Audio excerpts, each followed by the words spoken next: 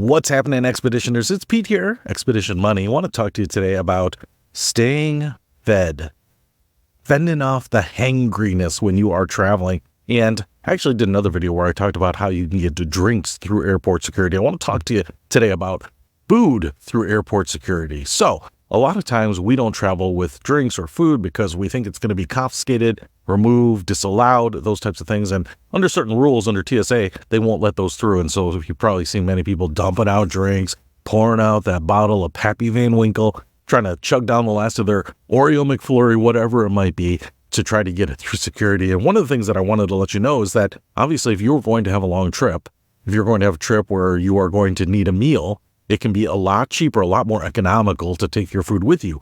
But what you generally have to do is you have to have solid food items, not liquids or gels, because that falls under the category of the 3.2 ounces. If you do have drinks, that's another video. I told you how to get those through airport security. But if you have solid food items, they can generally be transported in either your carry-on or checked baggage. So what kind of food is allowed through TSA?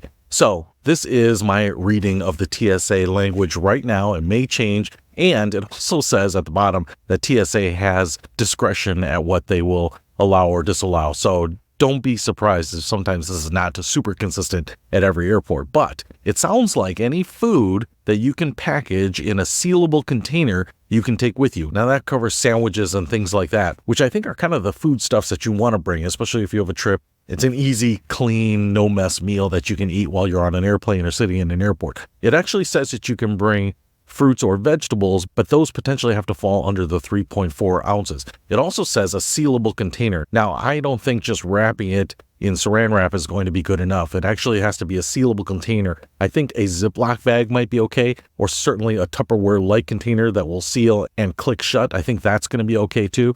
But it also says that foods with a high liquid content might be disallowed. So anything like a pickle or a cucumber, some of those types of things might actually not get through.